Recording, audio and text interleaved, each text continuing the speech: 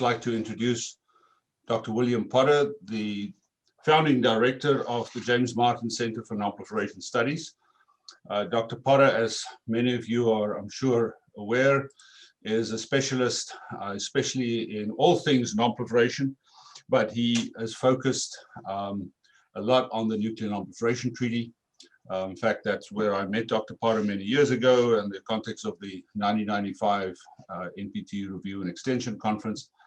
He has, I think, since attended as a delegate, both as from a think tank, but also representing on the delegations of at least 2 countries, including Chile, at every conference, preparatory meeting and review conference of the NPT.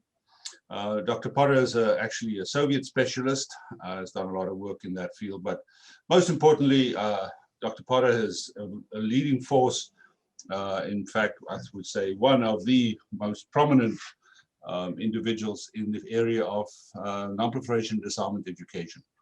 And all these efforts that we are doing, including this course, the Visiting Fellows program that Paula and Marta Mariana participated in, and many other issues came as a result of his initiative. So I'm really pleased and honored to welcome Bill back to a initiative that he started many years ago, and ask him to give his presentation. Bill, please.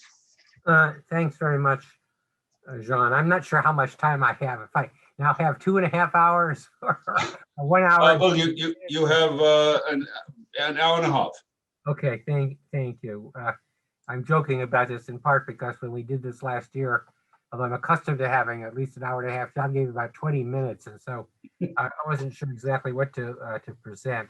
I really want to start also by paying my kind of respects to someone who was a good friend and also a colleague on the UN Secretary General's Advisory Board for Disarmament, Miguel Marin Bosch, because it was really our relationship and our engagement on that board which gave rise to what became the UN Experts Group on Disarmament and Non-Proliferation Education, and the resolution that was referenced earlier, and then also its entry into the NPT review process. So I was really fortunate, I think in the first or second of our workshops, to have Miguel present as well. So I want to pay tribute in particular to him. One reason I prepare, I have this lecture that deals with the kind of the balance sheet of proliferation accomplishments, as well as some of the shortcomings. And I do this in part because it's easy for most of us to identify lots of the problems with the non-proliferation regime. And I certainly will also probably add to that list this morning. But I think it's important to recognize a number of the positive features of the regime as well. And so that's what I'm going to try to do. My kind of list expands based upon the amount of time. So I'm going to try to speak for no more than an hour, and then leave at least a half an hour for questions, and we'll see how it, how this proceeds. So the first point that I want to note is that if one speaks in terms of successful nuclear proliferation, meaning successfully developing a nuclear weapons program, in fact, we're talking about a relatively small number of cases. And we're also talking about a slow pace of weapons spread. And I think that's important because it kind of is at odds with the popular or conventional wisdom with respect to nuclear proliferation.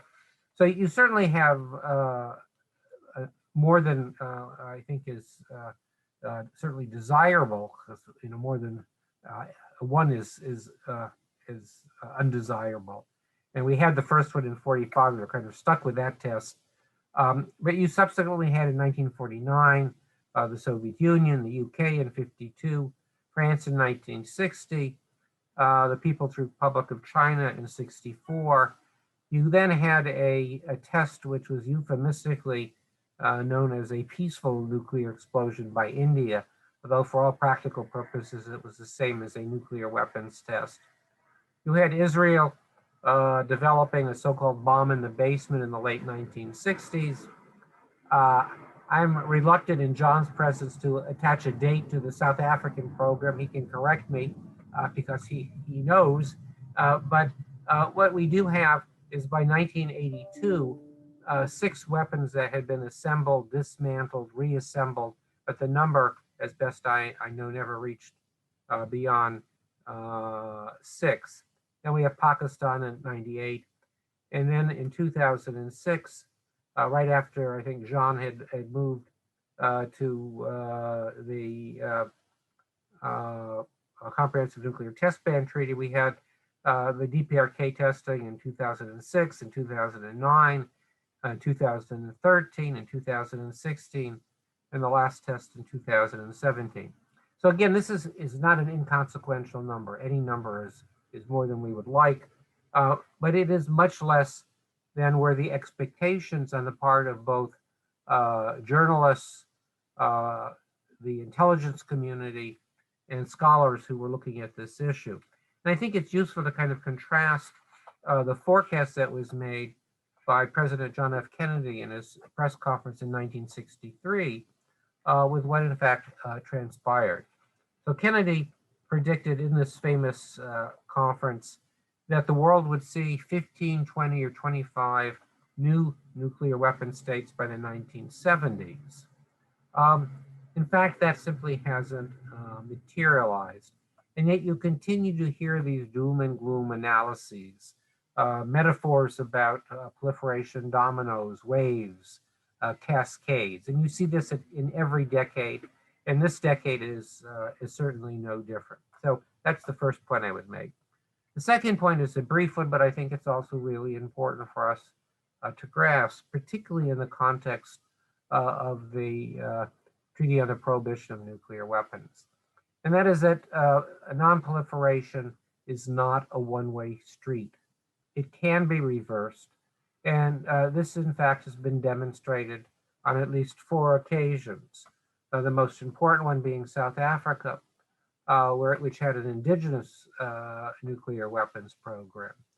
But you also had the cases of Belarus, Kazakhstan, and Ukraine, which inherited nuclear weapons from the Soviet Union when the Soviet Union collapsed.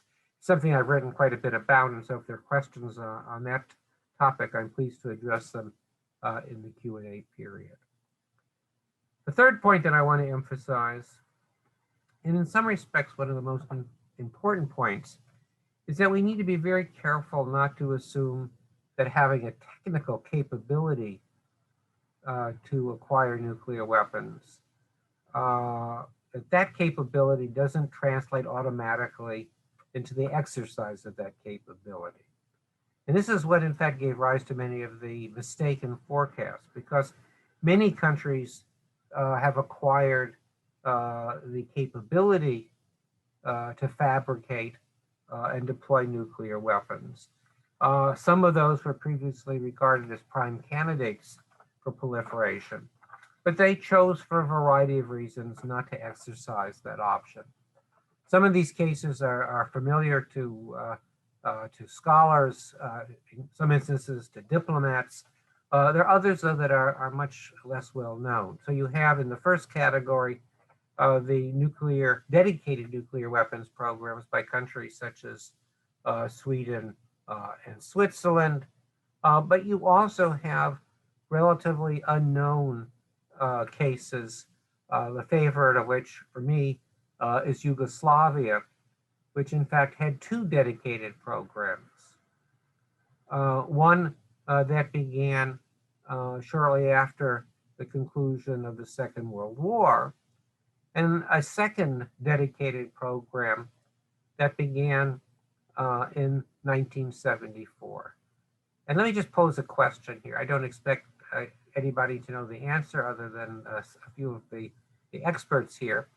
But why do you think that Yugoslavia might have decided to relaunch its nuclear weapons program in '74? And I can tell you, I mean, this occurred in June of '74 when Tito summoned the directors of the nuclear the nuclear research institutes in Ljubljana, Zagreb, and near Belgrade to one of his villas and told them that they were going to be restarting the nuclear weapons program. Anybody know why? The date. Well, it was related to the Indian nuclear test that had just occurred. And it also was related to the competition among the key players, the leaders of the non-aligned movement. And Tito apparently wished to reassert his claim to the mantle of the leader of the non-aligned movement, and thus was kind of reborn the Yugoslav nuclear weapons program. And I only say in this regard, a key country in that program and in the programs of a number of other countries, including India, was a country that we tend not to think about as being in any respect in the nuclear weapons business. And that country is Norway, a key country contributing the background research to what led to the Prohibition Treaty. But Norway also had a very significant nuclear research institute in Kjeller after the war. And it's a story that I like to tell, but I won't bore you with it at this moment, because it emphasized the importance of individuals and personal connections in the Norwegian program. And that's something that you have to bear in mind when you look at the nuclear weapons dynamics in different countries. In any case, it's interesting if you wanted to explore the US National Intelligence Estimate in 1957, there were a list of 10 countries that were seen as leading candidates for nuclear weapons acquisition. And they included Canada, Japan, and Sweden. In fact, Sweden was predicted would acquire its first nuclear weapons in 1961, while it was estimated that Japan would probably acquire or seek to develop nuclear weapons production programs within the next decade. So these were way off the mark, but it's a good cautionary note about not equating capability with actually exercising that capability. I would simply add as a fourth positive kind of development, the near universality of the Non-Proliferation Treaty. We tend to get so fixated on the outliers, India, Pakistan, and Israel, and then a real outsider, South Sudan, that we forget how wide the reach of the NPT actually is. And the treaty has grown very significantly over the years. So I like to ask in these kind of opening lectures if anybody's familiar with the most recent member of the NPT. Anybody? Well, it occurred in April of 2015. This is the time when the last review conference began, and it involved the state of Palestine. So you actually had the state of Palestine seated at the review conference. And you also had, and this is often something that's not noted, you had Israel, a non-party to the treaty, also participating as an observer state at the review conference, something that is permissible and is also involved other nuclear weapons possessors not party to the treaty in the past.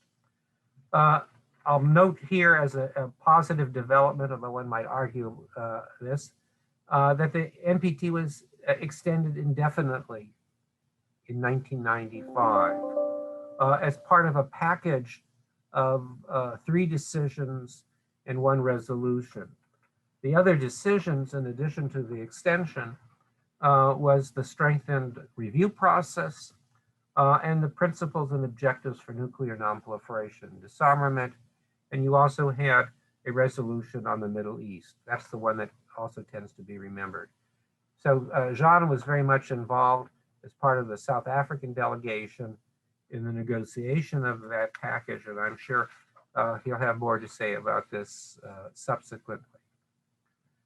Something that I think is particularly relevant for those of you who are with us today from Latin America and the Caribbean is the growth of nuclear weapons-free zones. Tlatelolco has to be applauded as the first zone in a populated area. But there are other important zones around the world today. And I think zones tend to be underappreciated as both a disarmament and non-proliferation measure. And since the entry into force of my favorite zone, sorry, Tlatelolco, but I was involved in some fashion in the negotiation of the Central Asian nuclear weapons-free zone. Since the entry into force of the Central Asian zone in 2009, you also have zones extending into the Northern Hemisphere. So I know both Jean and I could talk a lot about zones and some of the problems associated with the zones as well, but I'm not going to say more at this time. I'd flag something that I'm sure you're all well aware of, the negotiation of the CTBT in 1996, notwithstanding the fact that it hasn't entered into force. I think it's particularly important for young diplomats from Latin America and the Caribbean to appreciate that there have been deep cuts made in the nuclear arsenals of the United States and the Russian Federation since the peak of the Cold War.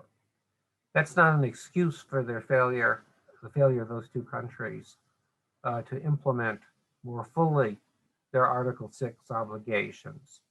But you also need to appreciate what the world looked like in the past when you had some 30,000 or more nuclear warheads deployed, which is a much higher number than is the case today. And that, in fact, is the traditional reprise of the nuclear weapon states when they're accused of not making adequate progress on the nuclear weapons front. Something that you'll probably hear about again from Dr. Nikolai Sokov when he speaks to you is the important but little appreciated accomplishments in 1991 and 92 having to do with the so-called presidential nuclear initiatives. These were parallel unilateral declarations made by the first President Bush, by President Gorbachev, and then reiterated in early 1992 by President Yeltsin, which accomplished actually more nuclear disarmament than all previous negotiated agreements. There are flaws with this approach, and I'll say a few words about them when we get to kind of problems as opposed to progress. But it's another approach that needs to be thought of at a time when negotiated arms control appears to have hit a wall. Moving on here so that I can try to keep within my stated objective of completing my presentation in no more than an hour. There was the adoption, there has been the adoption by many states, including many majority of members of the non-aligned movement, of the IAEA additional protocol, and I'm sure there will be further lectures on that topic. Another milestone of sorts was the 2000 NPT Review Conference, which was the first review conference after the treaty was extended indefinitely, which rather miraculously produced 13 practical steps related to disarmament and non-proliferation. Many of these have been forgotten, but I think it's important to recall them, and I'm not going to reiterate them at this moment, other than to note one very important one, which has often been forgotten, and that is the emphasis on the need for the diminished role of nuclear weapons in countries' security policies. A focus not only on the number of weapons, but the role that weapons play in the national security policies of different countries. Another positive development that I think bears noting is the 2004 UN Security Council Resolution 1540 on enacting and enforcing domestic laws to prevent the proliferation of weapons of mass destruction. This was a very controversial decision. It was not taken easily by the Security Council. There were a number of non-nuclear weapon states on the council. I believe Mexico may have been one, but Pakistan certainly was a key party that objected initially to this resolution because they saw the case was made that the Security Council was kind of legislating non-proliferation developments or mandates where they thought this should be the business of the General Assembly. But over the years, it has become kind of a cornerstone in the non-proliferation architecture. And most countries have now accepted the fact that it is such a cornerstone.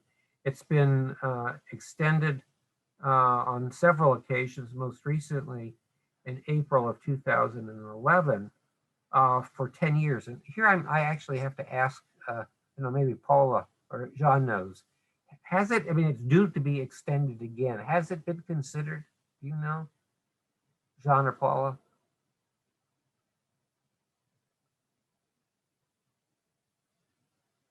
Okay,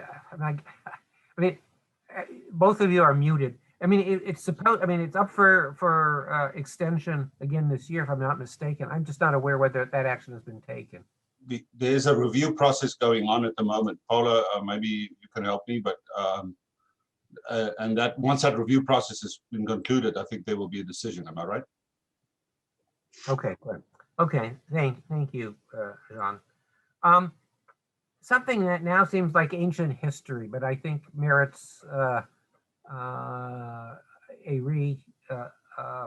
restatement, or at least a mention, was one of the most important op-eds that has been written with reference to disarmament. And that was a 2007 Wall Street Journal article written by the so-called Gang of Four. True cold warriors who kind of saw the light. This is Bill Perry, Sam Nunn, George Shultz, who's now deceased, and Henry Kissinger. And what they basically suggested was a vision and a road to a world without nuclear weapons.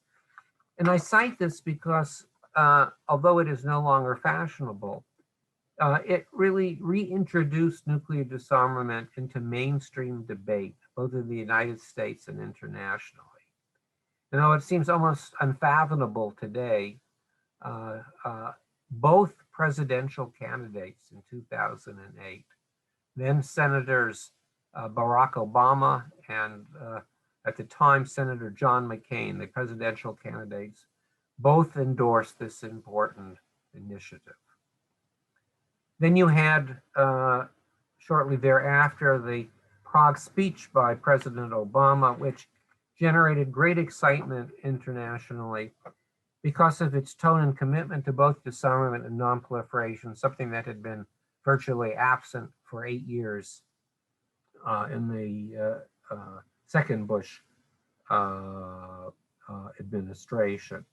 And it seemed to signal the rejuvenation or renaissance of arms control and disarmament, U.S. support for the CTBT, a fissile material treaty, the NPT, U.S.-Russian START negotiations, efforts to combat nuclear terrorism. Again, this has largely been overshadowed by negative developments, but it was important at the time, and it gave kind of a new energy in what some referred to as the arms control spring of 2010. You had the 2010 New START Treaty. You had also, and this is something I want to spend just a moment on, the first Nuclear Security Summit in April of 2010, which generated both a communique and a work plan that I believe was very significant because first, it showed growing international recognition that a nuclear terrorist incident anywhere, in fact, represented a threat everywhere. It was not just the nuclear weapon states that needed to be fixated on problems of nuclear terrorism.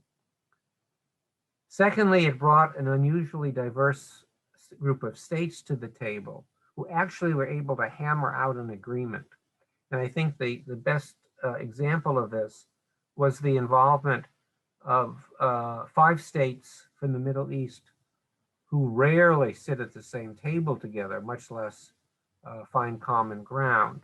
And that you had Algeria, Egypt, Israel, the UAE, and Saudi Arabia all agreeing on a communique and a work plan on the topic of nuclear security. So that was very important. And thirdly, it was a rare occasion when the focus was on the so-called human factor. In the past, when one talked about nuclear security, one tended to talk about the so-called 3 Gs, guns, guards, and gates. But what the Security Summit did was to redirect attention to the importance of the mindsets of individuals, how they thought about nuclear security, and the need for them to appreciate that it was in their own interest, the nuclear custodians in every country, to take seriously that matter. So you ended up having a series of nuclear security summits, the last one being 2016. And I could say more about that, but I just flag that as I think an important development.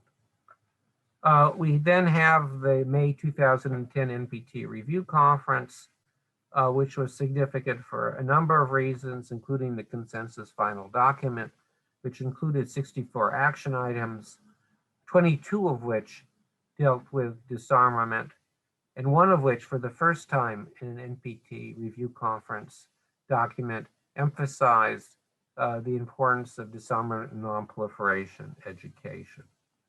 There also were recommendations relating to the Middle East, which were not fulfilled.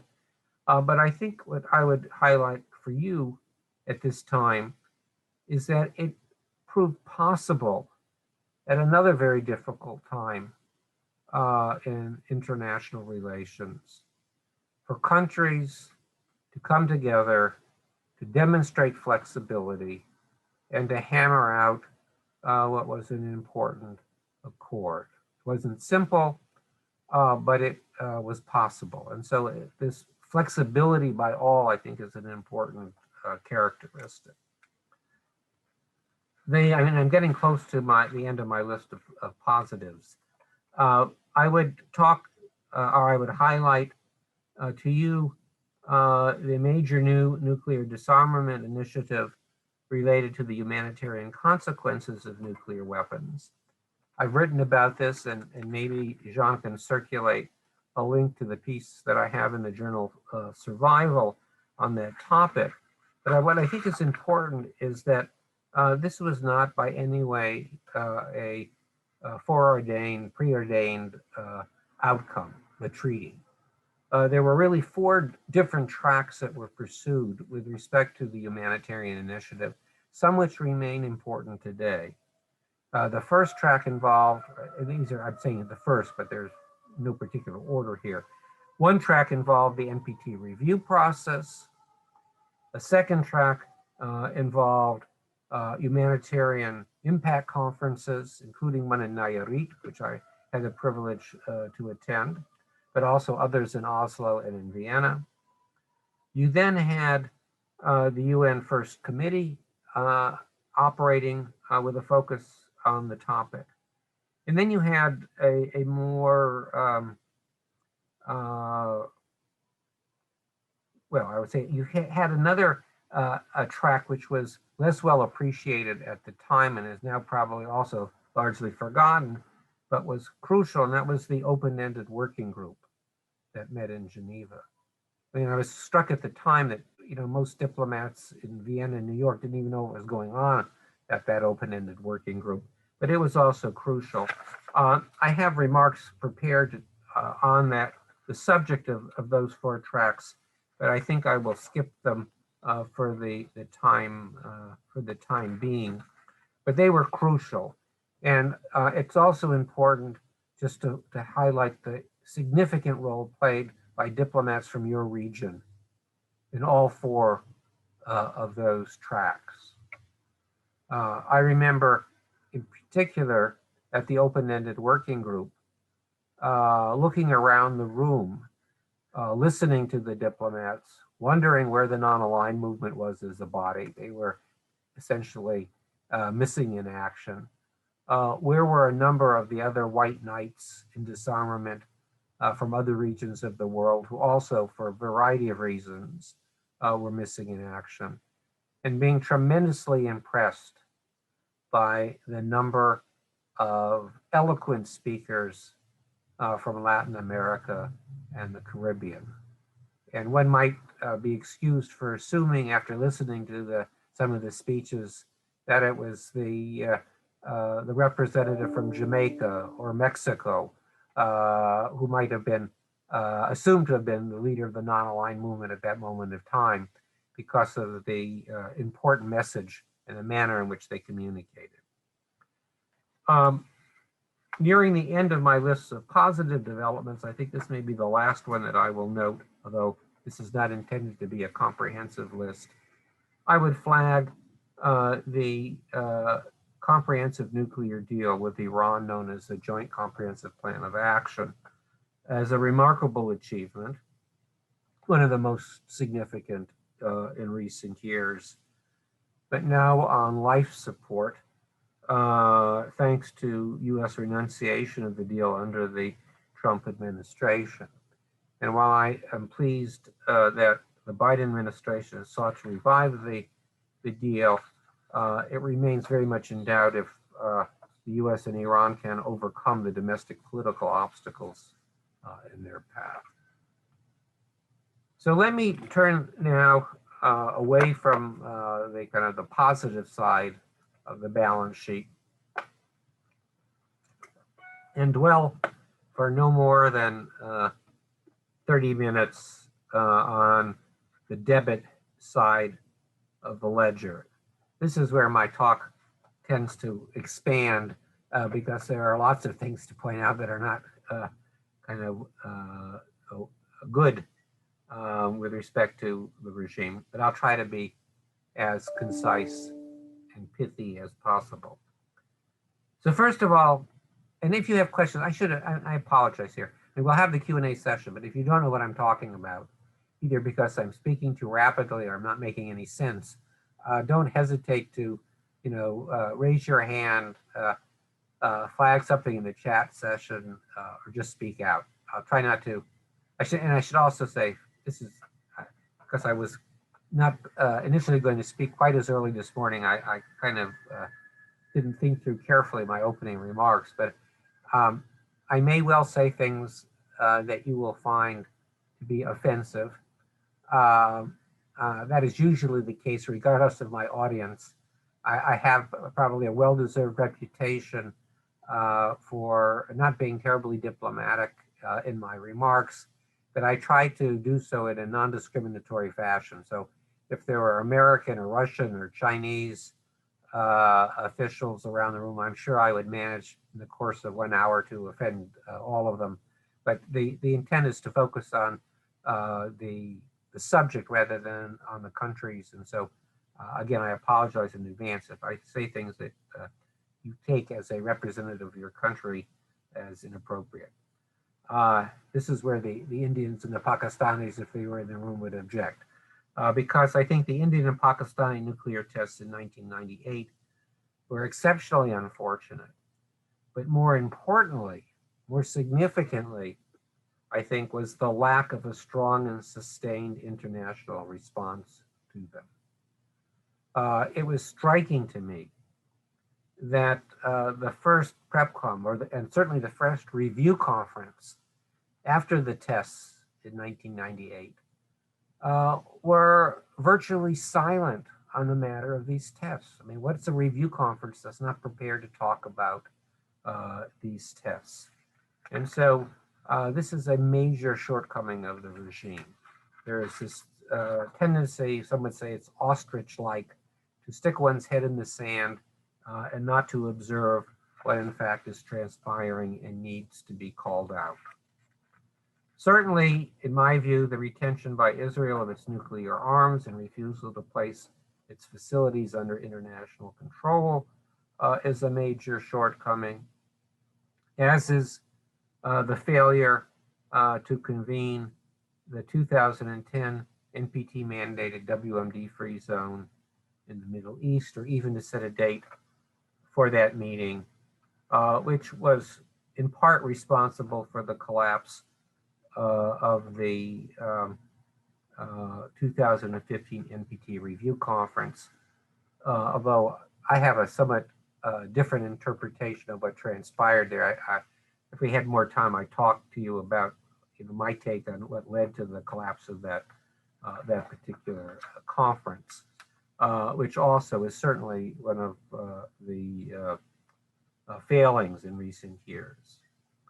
One has to cite, I think, the nuclear brinkmanship on the part of the DPRK, its multiple nuclear tests, and its decision to defect from the NPT, the only such instance that we have of a country that announced its decision to withdraw from the NPT, although some countries still refuse to recognize their absence from the NPT because it's argued that they didn't follow the mandated withdrawal provisions.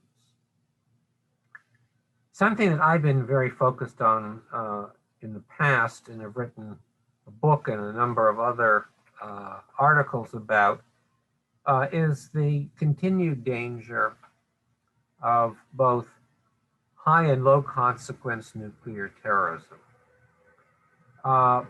When I first wrote about this topic back around 2004, I identified 4 different faces or facets of nuclear terrorism. In fact, the title of one book I co-authored was called The 4 Faces of Nuclear Terrorism. And here I had in mind the dangers posed both by attacks on or sabotage of nuclear facilities, the possible dispersal of nuclear material through conventional means, including but not limited to what is commonly known as a dirty bomb. These were seen as relatively low risk but higher probability events. Along with a third form of nuclear terrorism, which involved the fabrication of a crude but real nuclear explosive device. And finally, at the time, I identified a 4th face or facet of nuclear terrorism, which involved the acquisition, either by theft or by purchase, of an intact nuclear weapon from a military arsenal, probably a non-strategic or tactical nuclear weapon. These were higher consequence nuclear threats, but lower probability in the judgment of most experts. One thing that kind of puzzled me at the time was the question, could I imagine any of these forms of nuclear terrorism actually posing an existential threat in the form of the end of mankind or civilization as we know it or knew it. And at the time, I couldn't think of a plausible scenario in which any of those forms of nuclear terrorism, horrific as they might be, would actually involve the end of life on our planet, simply because of the relatively small number of weapons that we were probably talking about. A number of years later, though, I was kind of challenged again to address that question in a conference focused on existential threats. And I came up with an idea with a colleague. And it was frightening to me because it suggested that perhaps the greatest threat that we faced in terms of an existential nature wouldn't require a non-state actor to acquire fissile material or means for the delivery of a nuclear device. Instead, one might be able to precipitate a nuclear exchange by spoofing, and I don't know how to translate that into Spanish or Portuguese. But the basic idea, let me give you an example, and then I'll move on to another topic. But this is important because I don't think enough attention is being directed at it. In 1995, there was a nuclear, not nuclear. In 1995, there was a scientific experiment that was conducted off the coast of Norway involving the scientific or sounding rocket. It turned out that this was a multi-stage rocket. The Norwegian government notified the Russian Foreign Ministry of the plans for the test, but for reasons that remain kind of unclear, the command and control organs in the Russian military were not notified or did not pay attention to the notification.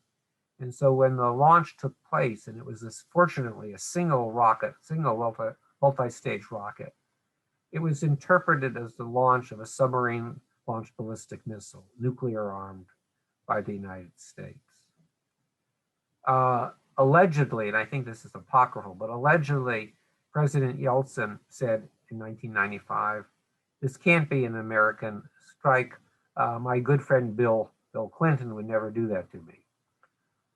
Whatever the case, it was shortly determined that indeed there was only a single missile that was launched, and it was initially looked like it was on a trajectory to hit the Soviet Union. It soon became apparent that was not the case, and that crisis was averted. What if that test had involved a half dozen missiles? These were sounding rockets that could be purchased on eBay for a very small sum.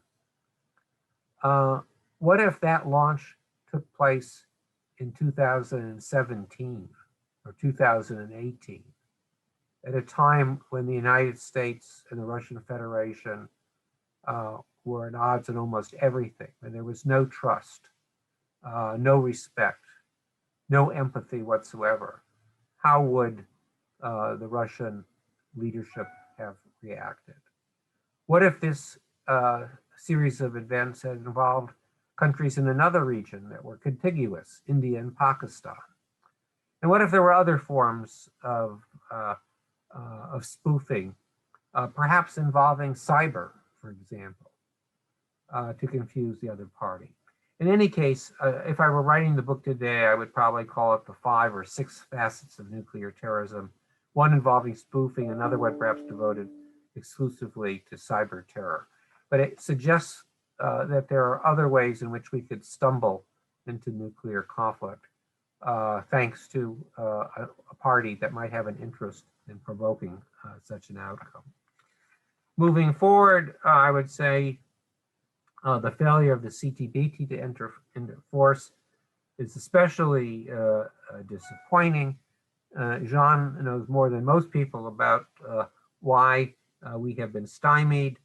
There is a so-called Annex 2 list of 8 states which have yet to include 8 states that have yet to sign and or ratify the treaty. China, the DPRK, Egypt, India, Iran, Israel, Pakistan, and the USA. There was a concern during the Trump era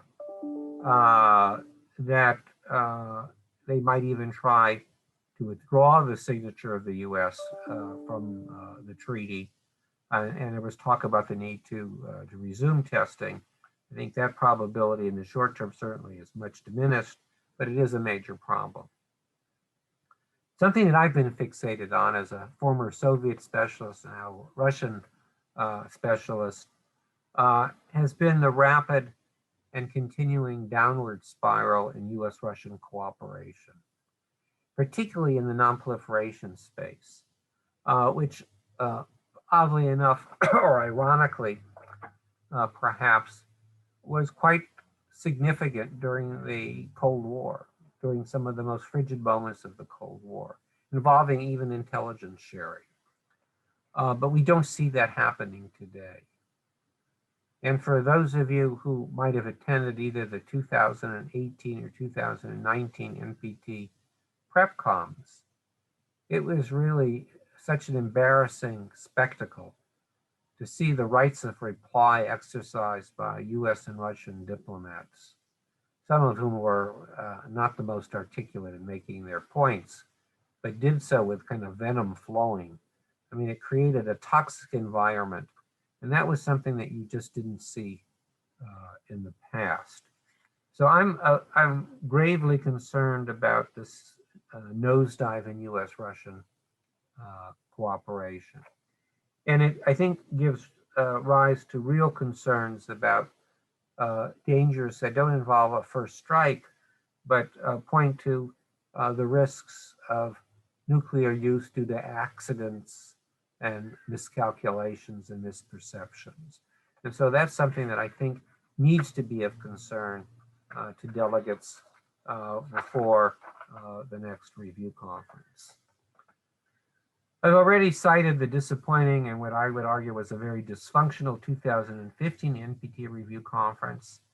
I have my own views as to why that failed, and I would assign significant responsibility to the president of that conference, although it was also the case that you had really no, and here again, this may be provocative and people may take exception, but I didn't see any regional or political grouping playing a very constructive role at that conference. You had in the past the New Agenda Coalition, which had made a major difference in the outcome in 2000. You had the P5, which had been significant in the past, also actually before 2000 by issuing the joint statement. The non-aligned movement, the NPDI, the Vienna group, the Arab group, the Western and Others group, none of them actually was very enthusiastic about the content of the overall draft text. But for a variety of reasons that will remain unmentioned at the moment, we can talk about them if you have questions. That conference ended, was stalemated. The US usually takes the blame for that, but I don't think that was deservedly so. Something that I worried about and continue to be concerned with was the repudiation of the United States at the 2018 PrepCom of the WMD free zone recommendations from 2010, as well as the questioning of the appropriateness of the NPT review process for any discussions of the Middle East, including the 1995 resolution on the Middle East. To some extent, I think that development or the danger of that action has been moderated by the relatively successful conference that was held 2 years ago in the fall at the United Nations dealing with the Middle East. But we still have a major problem that will have to be addressed at some point, and that is what to do about the WMD free zone. I earlier mentioned, and I want to highlight again, the lack of civility as a major liability, diplomatic liability in many deliberations, but particularly at the NPT review conference. It was embarrassing for me to have some of my students present in 2018 and 2019 We're trying to teach them how to be good diplomats. If they listen to the exchanges during the so-called rights of reply at the end of sessions, they would wonder, who should be their role models, and is this really a career for them? We have this continuing problem of a lack of universality of the NPT. There are relatively few states that are the outliers, but these are very significant states. India, Israel, Pakistan, and then depending upon your interpretation of the DPRK's decision to withdraw, possibly the DPRK. We continue to have major regional arms races, the failure to resolve outstanding security issues in the Middle East and South Asia, Northeast Asia. We have repudiation by the US and Russia, among other nuclear weapons states, of a number of the 13 practical steps that were agreed to at the 2000 NPT review conference, especially regarding the centrality of nuclear weapons in their national security policy. And you have more general opposition to nuclear disarmament initiatives on the part of really all of the nuclear weapon states, but I would argue today, especially by France and arguably Russia. You have an ongoing stalemate at the CD since 1996. And you also have a development which is unlike many of the other developments I've talked about so far, because it involves self-inflicted punishment. And here I'm talking about the US-India nuclear deal that was initiated in 2005, and the nuclear suppliers group's exemption, which was consummated in 2008.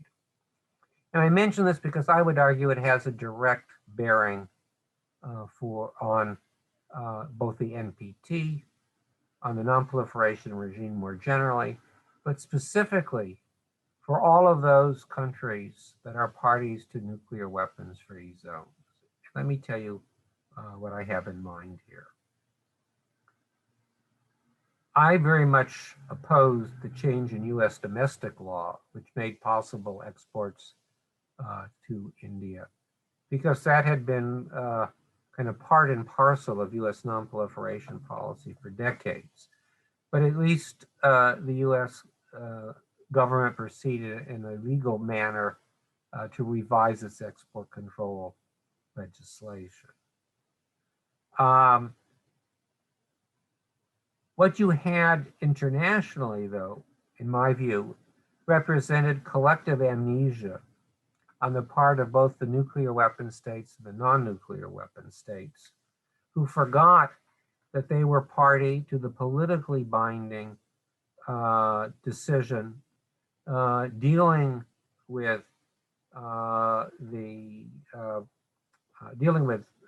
disarmament and non-proliferation in '95, the so-called principles and objectives, and particularly forgetting that they had subscribed to paragraph 12 of that particular decision document, which precluded the export of nuclear material to countries lacking full scope or comprehensive safeguards. They simply forgot us, or they chose to ignore this because of the importance of India to them economically and politically. This did particular damage, in my view, to the credibility of the non-aligned movement and to countries such as South Africa and Brazil that like to regard themselves as the most principled members of the so-called disarmament fraternity. And it made it more difficult for them, at least it should have made it more difficult for them, to accuse the nuclear weapon states of cherry picking those products of the NPT that they supported, when they themselves did much the same. But what I find particularly disturbing is the reluctance of nuclear weapons-free zones and the members of those zones to acknowledge the violations of those zonal treaties. in particular the zones of involving Africa, the South Pacific, and Central Asia, where there are legally binding restraints, serving also as domestic law in those countries, which essentially resemble paragraph 12 in the Principles and Objectives document. This is not the case with respect to the Tlatelolco Treaty, but the parties to the Tlatelolco Treaty, I would argue, should be very concerned that other zonal treaties are acting, members of other zonal treaties are acting contrary to these legally binding documents. And yet they are all afraid to raise these issues at international nuclear weapons free zone conferences. And so I often find myself in the position of the one participant in these meetings who has an opportunity to speak, who raises this issue, and everybody kind of is embarrassed and turns their head. I would argue because they know that I'm correct, but they don't want to acknowledge the fact. So I think that this behavior devalues the benefits of being a non-nuclear weapon state party to the treaty, when there are benefits and privileges that a nuclear weapons possessor accrues from the treaty, which are denied to parties of the treaty. So I flag that as an issue. And I think the last points that I'll make, and then I'll conclude, and I think I've kind of stuck to my time limit here, Jean. I'm concerned by the weak culture of prosecuting non-proliferation, export control, and so-called MPCNA, material protection control and accounting violations, the light sentences that are meted out to violators. I often say that, you get a lighter penalty, a lighter sentence for driving under the influence of alcohol than you do if you were driving with highly enriched uranium or plutonium in your trunk. And it's not just the case in the developing world. This is the case in the developed world, in Europe, in Asia, in the Americas, wherever you go, unfortunately. I would be remiss if I didn't cite the blatant disregard by Russia of the 1994 Budapest Memorandum that was concluded in conjunction with the joining of the Non-Proliferation Treaty by Ukraine, Belarus, and Kazakhstan. I would also be remiss if I didn't at least flag for you. I don't know if you're going to talk about this very much at this conference or at this in the short course, but there's been the rise of new disruptive technologies, including cyber, additive manufacturing, drones, advanced conventional systems, autonomous weapon systems, nanotechnologies. All of these have the potential to do great damage to the disarmament and non-proliferation regime, although they may also do good in certain respects. But they don't get an adequate attention, in my view, particularly from non-proliferation diplomats. And so I think it's important for you to give some thought to that matter. I had very harsh words to say in the past about my own country's approach to disarmament and non-proliferation under the last administration.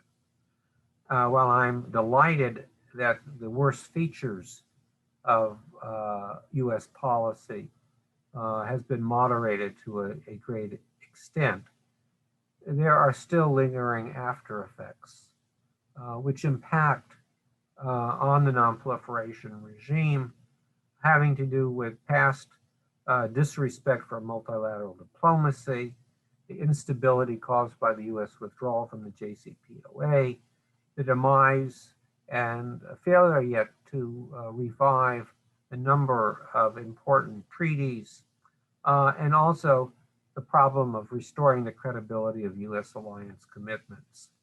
So on that kind of mixed note, why don't I conclude my prepared remarks and turn to questions from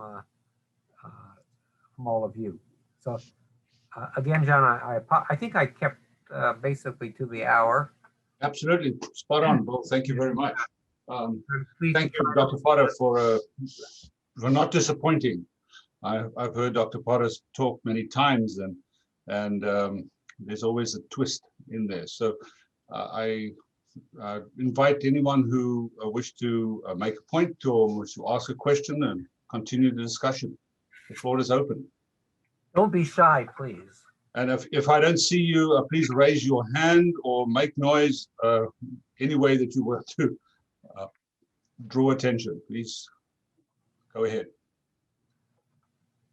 As a professor, I'm also, not hesitant to call upon you. So, and John may do the same, and I designate Paula to have that tasking as well. So we may ask you provocative questions if you're not prepared to pose them to me.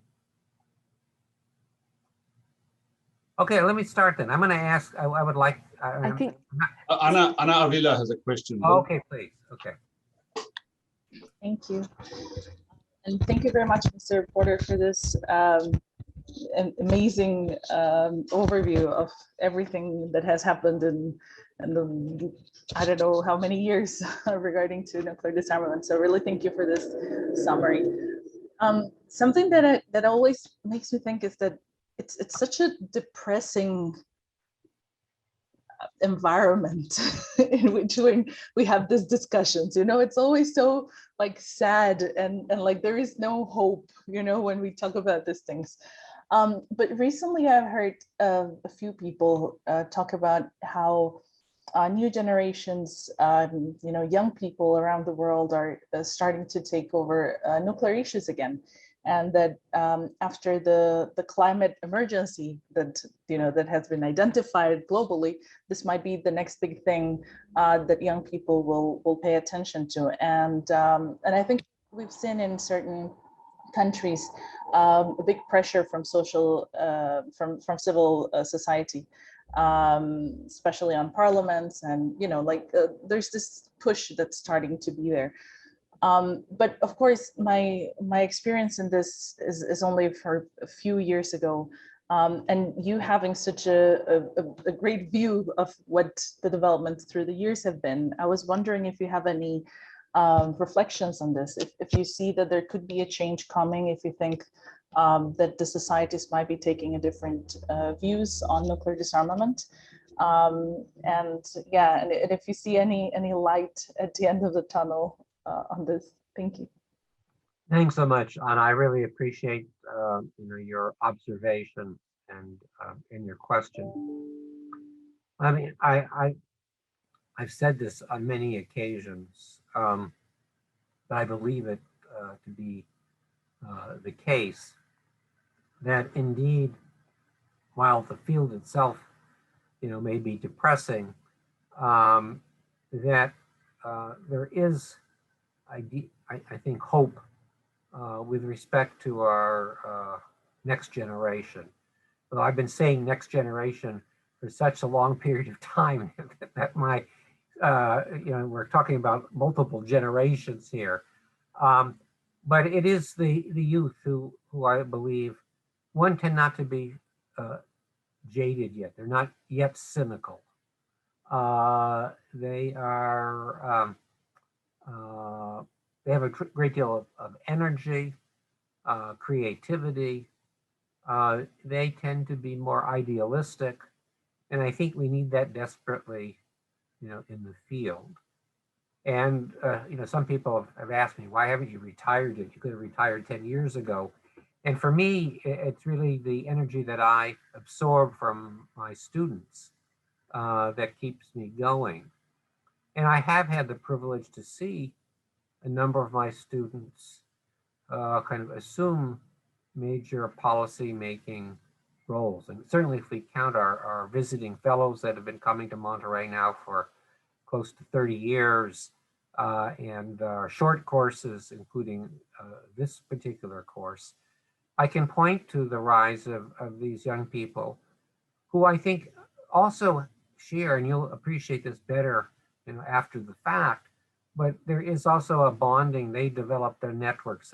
When I go to these NPT meetings, because sometimes more often than not, I sit as an advisor to the delegation of Kyrgyzstan. But when I don't do that, I sit with the Chileans. And it's very interesting because alphabetically, the Chileans are seated right next to the Chinese. And at the last, review conference, there were two of my former fellows from Monterey on the Chinese delegation. I often know more members of the Chinese delegation than I know in the U.S. delegation. And so I'm encouraged, by that and the sense of an international community and shared objectives. I mean, there's some of my former students who have, I can't say I'm pleased by the positions that they've taken, but nevertheless, we're able to talk in a fashion that is important. And I can cite your own, colleague, Elaine White, in two respects. It turns out that Elaine was a student in Monterey pursuing her master's degree when I was a younger professor. And while she didn't take my course, so she was focused more on development issues at the time, she knew me. We met actually at the open-ended working group because she had seen me. I had guest lectured in her class. And so she's an example of somebody who kind of rose through the ranks to assume a major position as the president of the Treaty on the Prohibition of Nuclear Weapons Negotiation. But what's also interesting, and I will not use names or countries here, but there was one diplomat in one country that was making life difficult for her in the early stages of the conference negotiations. And it so happened that that individual also had been a visiting fellow in our Monterey program. That individual was not aware of Elaine's background, and Elaine had no knowledge of this individual's background. So I introduced the two of them. And she at least told me afterwards, and I have no reason to doubt, that, that common linkage, to Monterey made it easier for them to interact and seemed to have a positive impact in terms of the relationship. And what I will say, and I know, Jean and Paula, among others who are experienced diplomats, will, I think, appreciate the importance of personal relationships. And that's something that's difficult with this online kind of form of interaction. But it really does make a difference because you may disagree, your country has positions, but you can find frequently ways to address these issues if you trust one another, if you respect one another, if you have these personal relationships. And so I think the kind of network that one builds through this education and training process is vital, in that respects. So, I mean, you've hit on one of my favorite topics, and I don't want to take more time in responding at this moment, but indeed, I think young people provide an opportunity. Unfortunately, we don't yet have the figures to kind of mobilize young people in the same fashion that perhaps existed, with respect to cluster mines or with respect to climate change. But there is that possibility, and maybe one of you will turn out to be that individual. Thank you, Bill. And as we will talk more about later during the course, and especially the last day, all of you who have participated in this course will soon become part of the Monterey Mafia that Dr. Potter referred to. So in the region already, we have far more than Paula, you may remind me, but I would say in the order of about 150 young diplomats that have gone through this course. So that networking opportunity is already out there. I have a question. If Marcelo is online, if he wants to ask his question, he posted a question in chat. Marcelo, are you there? Bill, I'll read his question to you. He said, my question goes back to one of the issues you mentioned on accidental actions with very real disastrous consequences. What is the best way to prevent an accidental nuclear attack, either caused by a real accident, outdated software or hardware, ill-trained personnel, or prompted by fake or misread actions? Is there a way to put in place effective confidence-building measures? This is Marcelo from Brazil. That's an easy question. It's a very, very good question, and that is literally the issue that I worry most about. I think you have to approach a solution to the problem on a number of different fronts. I think ultimately the political relationship is the most important because you can devise various technical approaches.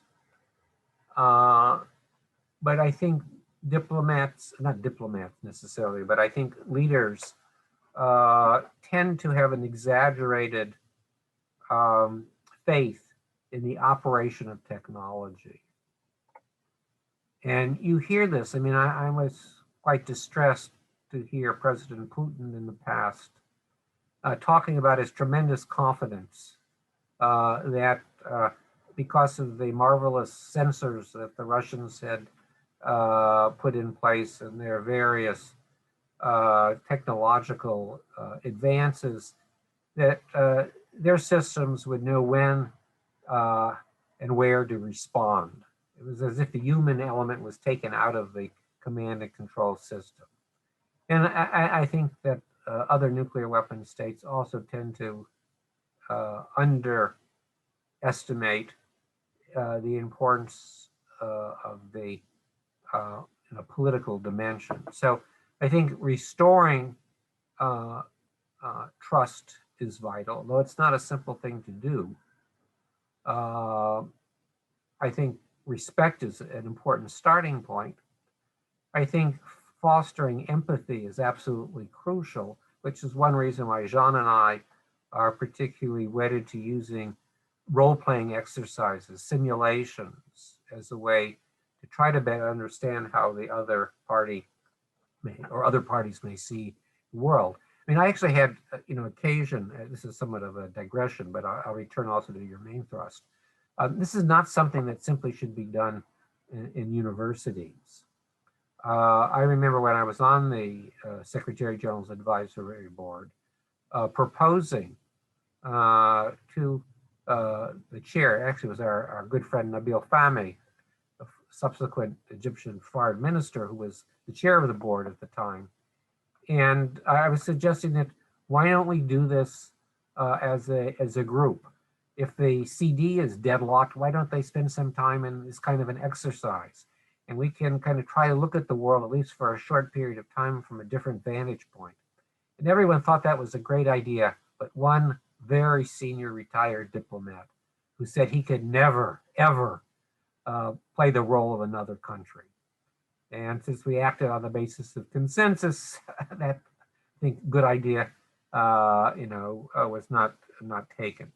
So I think there is a great importance in trying to find different confidence building measures. I think in the US-Russian relationship, we have to dust off and pay more attention to some of the very good measures that were adopted previously. I mean, one of the things that hasn't received a lot of attention, but I think was important in the recent Biden-Putin summit was the agreement by both sides to reaffirm their commitment to the Reagan-Gorbachev principle that a nuclear war cannot be won and must never be fought as a starting point. And I say that because at the last PrepCom, the only country that was speaking publicly, only two countries that spoke publicly in support of that notion were Switzerland and the Chinese. None of the nuclear weapon states were prepared. But there is also, very much a technical dimension here. And let's just talk about the U.S.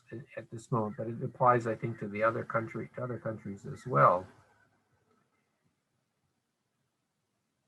We are investing a pittance, practically nothing, in terms of bolstering our command and control arrangements, our eyes and our ears. We're prepared to spend trillions of dollars for new weapon systems, but we're not prepared to spend a small amount to build in redundancy in our satellites and our command and control arrangements. Nor does there appear to be any interest in this.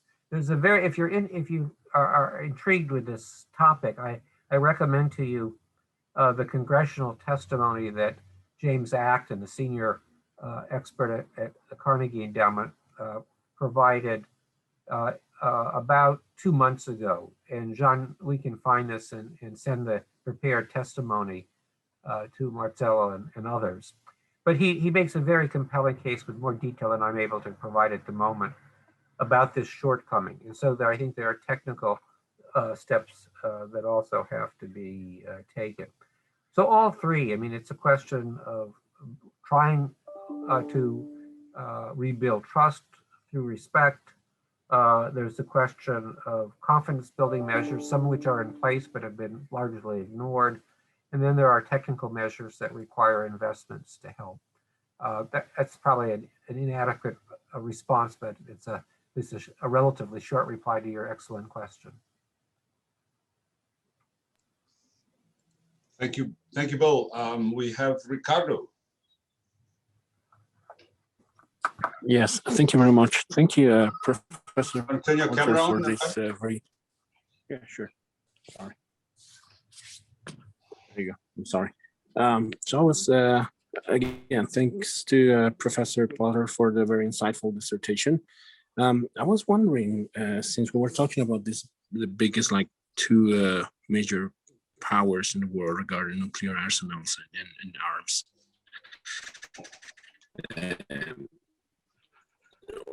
A new START agreement, a strategic treatment, might be actually end up in a successful adoption, given the fact that between the US and Russia, of course, given the fact that START 2 had a very bumpy road and was never effective. So how do you see the perspectives on this actually becoming something that will happen in the near future in order to help global efforts, global eradication efforts? Thank you. Thank you very much, Ricardo.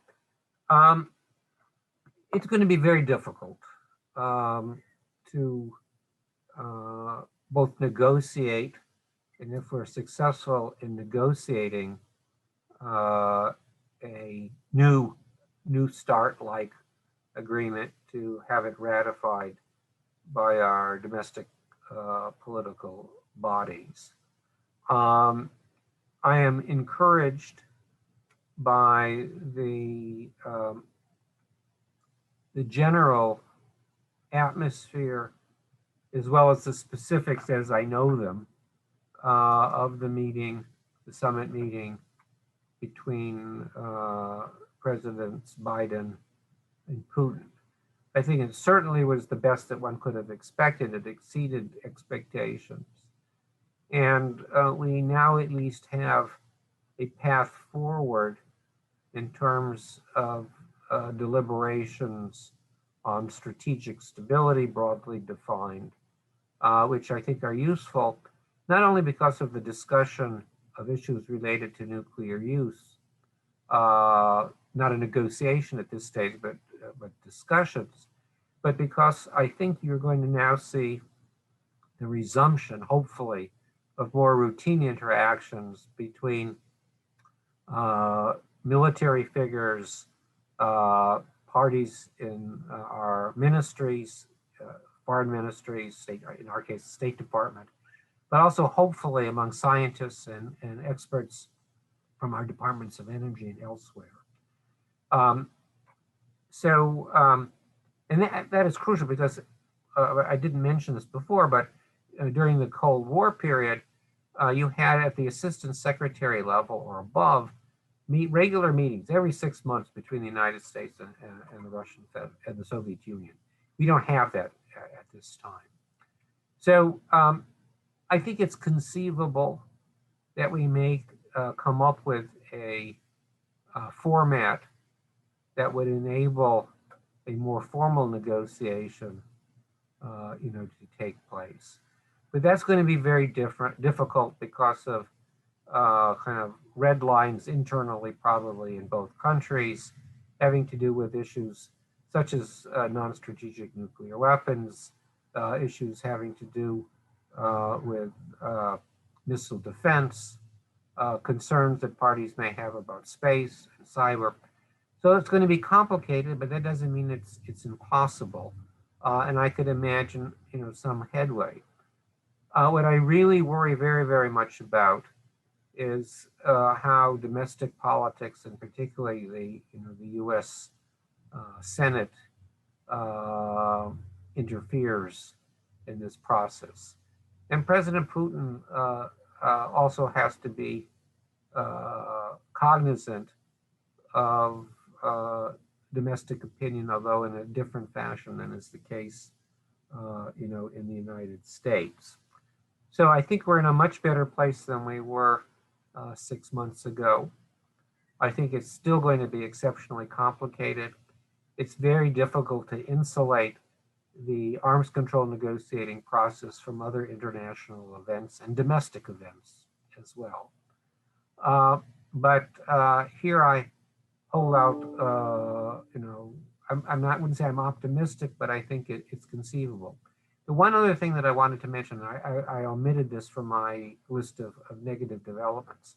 I had cited this 1991-92 set of presidential nuclear initiatives, these parallel unilateral declarations, as an approach that worked once and maybe would be worthwhile to recall going forward.